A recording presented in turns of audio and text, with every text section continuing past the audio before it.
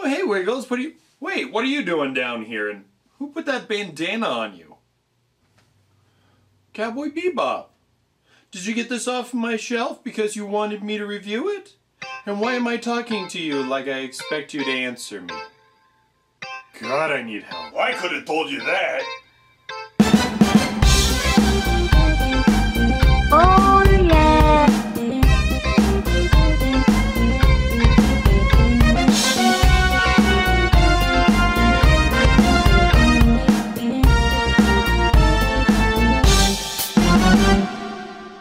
Sorry, pup. Can't let you on the couch without some sort of protection from corgi fur. Anyways, Cowboy Bebop is one of the better anime to have come out in the late 90s. Had just enough action, secrets, slapstick humor, corgis, and drama. The 90s were a bit lax on anime for me, as the cookie cutter things they were throwing out at the time were pretty lackluster at best. Very few stood out for me as gems, and I owe it to my roommates at the time for getting me to watch it on Adult Swim when it first aired. The show was about a team of bounty hunters led by the enigmatic Spike. It started with just Spike and his partner Jet, but soon it added Faye Valentine, Ed, and I. Each episode was funny and dark and insightful, and it was a huge hit everywhere it aired.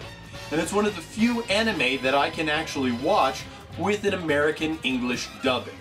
2 games were released for the series, one on the PlayStation 1 and one on the PlayStation 2, and today we're going to review the one that came out on the PlayStation 1, simply titled Cowboy Bebop.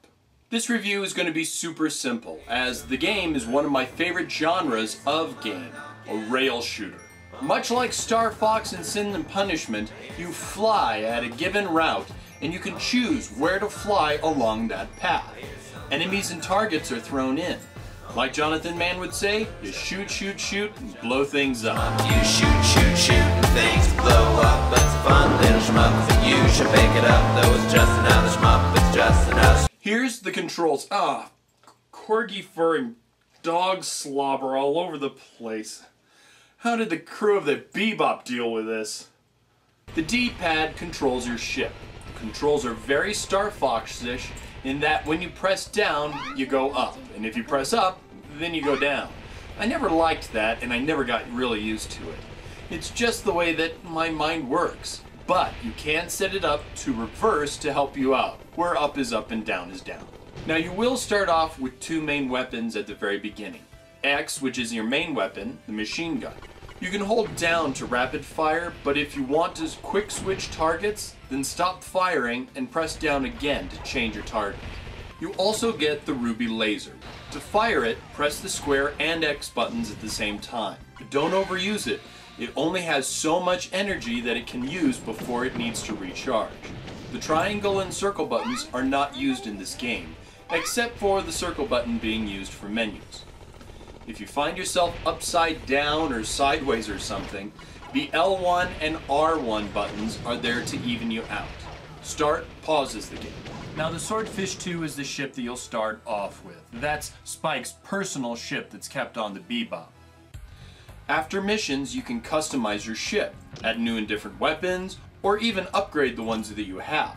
One of the nice things about this game is that so many of the menus and items are in English. Makes it really import friendly and allows you to relax when choosing weapons, choosing difficulty, and to see how well you did on your mission clear screen.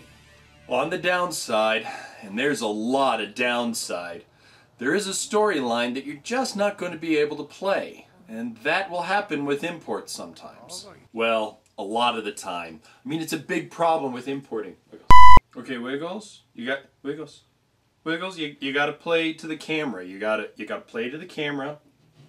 You gotta see the camera over there, and well, a lot of the time. It's a big problem when you import games sometimes.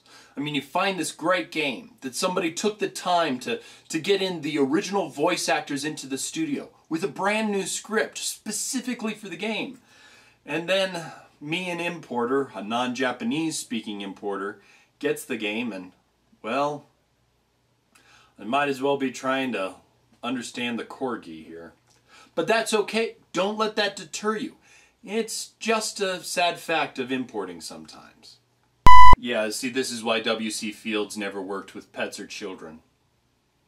And the game is just plain tough. It's as tough as a tough thing that I can't think of right now that's really, really tough. And even the easy mode doesn't seem so much easier, except that there's not so much shooting at you. And even if you don't have things shooting at you, you have very little room to maneuver around. And this makes even the first boss battle tough as nails. There's no way to slow down or speed up, and so it's tough to avoid things. Like the third boss battle, where the train slows down to try and ram you. But you can't slow down either, and it's hard to find maneuverability in between the train and the walls of the cavern that you're going through. It's just really difficult. So many things in the way. And if you try to go a different path, as sometimes you're allowed to, you have to be in the exact spot, or you get dragged down into the wrong path, and bam! Right into the side of a cliff.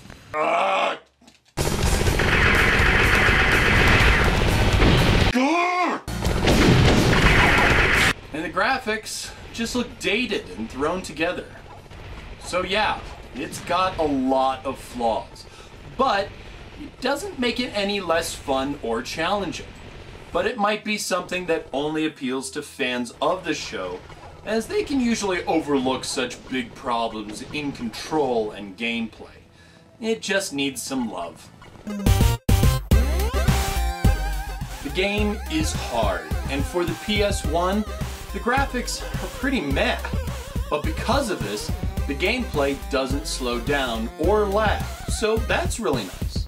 The voice acting is top-notch, and was indeed done by the original voice actors just for this game.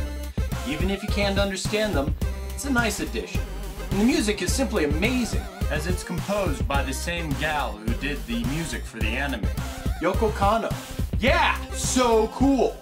Next week, we go from rail shooter to adventure platformer, where we run around in super-powered armor with tech blades. No, I'm not talking about Kamen Rider. I'll give you a hint. You ever want to be a cyborg ninja? You think that you can play this? Now you can. You think that you can play this? Let's see what he says. I know that you can play this. But only you follow JewWario. You can play this. You can play this. Yeah, this is all the fur that I got off of Wiggles. Just sitting here after the shoot. Corgis are great pets, but they are fuzzy and not good around electronics.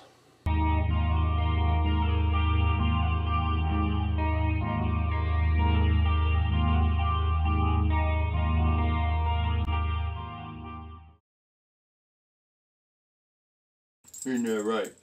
Cowboy Bebop. Cowboy Bebop. That's why you got you. Yeah. The camera. The camera's your audience.